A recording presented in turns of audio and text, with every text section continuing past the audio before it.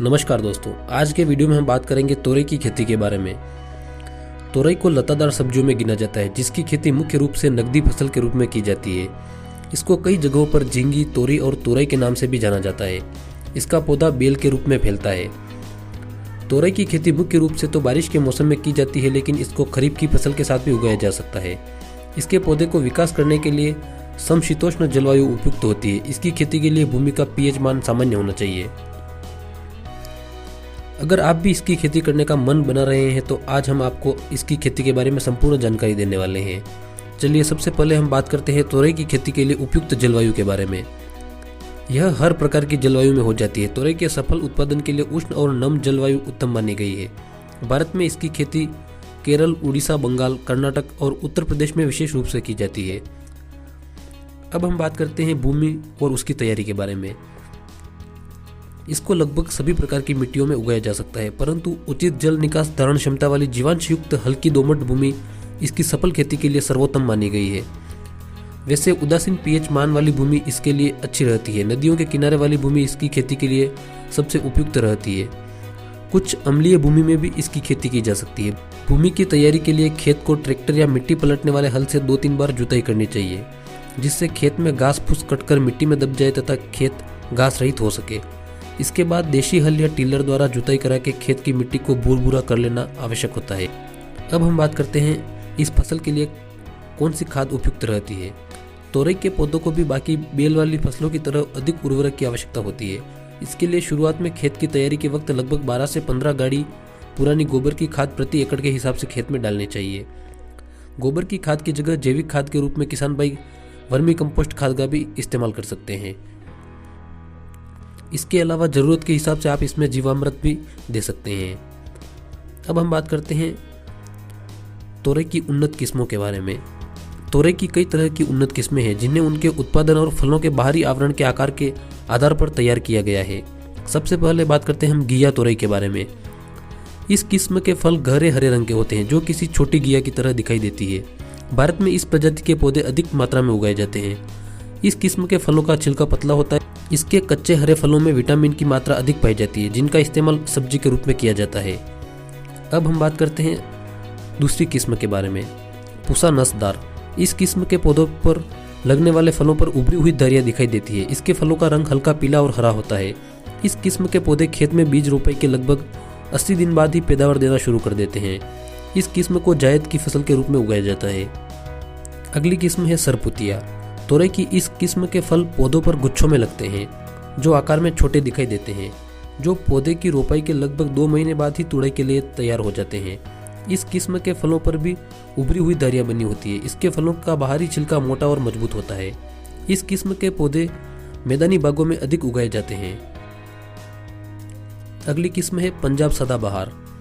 तोरई की इस किस्म के फल पतले गहरे हरे रंग के होते हैं, जो धारीदार रूप में दिखाई देते हैं, जिनकी लंबाई आधा फीट से भी ज्यादा पाई जाती है।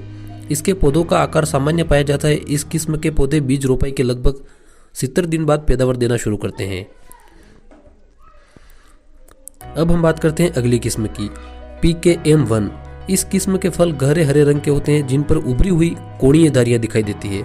इस किस्म के फल बीज रोपाई के लगभग 80 दिन बाद तुड़ाई के लिए तैयार हो जाते हैं, जिनका आकार सामान्य दिखाई देता है। अगली किस्म है हमारी कोयम्बटूर 2। इस किस्म के पौधे बीज रोपाई के लगभग 70 दिन बाद तुड़ाई के लिए तैयार हो जाते हैं। इस किस्म के फल पतले और कम बीज वाले होते हैं, जिनका प्रति हेक्टेयर उत्पादन लगभग 250 क्विंटल के आसपास पाया जाता है। इस किस्म के पौधों की फसल अवधि को 110 दिन के आसपास माना गया है। इनके अलावा और भी कई सारी किस्में मौजूद हैं, जिनको अधिक उत्पादन के लिए कई जगहों पर उगाया जाता है। तो ये बात हो गई हमारी फसल की उन्नत किस्मों के बारे में। अब हम बात करते हैं बीज की रोपाई के तरीके और टाइम के बारे में। तोरई की खेती बीज रोपाई और पौध रोपाई दोनों माध्यम से की जाती है, लेकिन ज़्यादातर किसान भाई इसे बीज के माध्यम से ही करना पसंद करते हैं, क्योंकि पौध के रूप में की जाने वाली फसल के लिए पौध तैयार करने में मेहनत और खर्चा अधिक आता है। इसकी पौध नर्सरी में लगभग 1 महीने पहले प्रो ट्रे में उगाई जाती है, जिस कारण इसका खर्च बढ़ जाता है। और जिन किसान भाइयों के पास प्रो ट्रे में नर्सरी लगाने के संसाधन उपलब्ध नहीं होते हैं, वो डायरेक्ट ही खेत में बीज रोपाई के माध्यम से फसल लगाते हैं। इसके बीजों को खेत में उगाने से पहले उपचारित कर लेना आवश्यक है, ताकि पौधे को शुरुआत में होने वाले रोगों से बचाया जा सके। 1 हेक्टेयर में इसकी रोपाई के लिए 3 से 5 किलो बीज काफ़ी होता है। अब हम बात करेंगे इस फसल में खरपतवार नियंत्रण के बारे में। तोरई की खेती में खरपतवार नियंत्रण निराई गुड़ाई के माध्यम से की जाती है। इसके पौधों की पहली निराई गुड़ाई हाथ के माध्यम से 15 दिन बाद कर देनी चाहिए। इसके बाद बाकी की गुड़ाई पहली गुड़ाई के बाद लगभग 15 से 20 दिन के अंतराल में करनी चाहिए। अब हम बात करेंगे कीट और रोग नियंत्रण के बारे में। कीट और रोग नियंत्रण के लिए काफ़ी तरह के रसायन मार्केट में उपलब्ध है, परंतु उपयुक्त जैविक तरीके अपनाने से लागत में काफ़ी कमी आती है और उत्पादन शुद्ध प्राप्त होता है। जैविक तरीके से कीट और रोग नियंत्रण के उपाय के बारे में हम अलग से वीडियो बनाएंगे।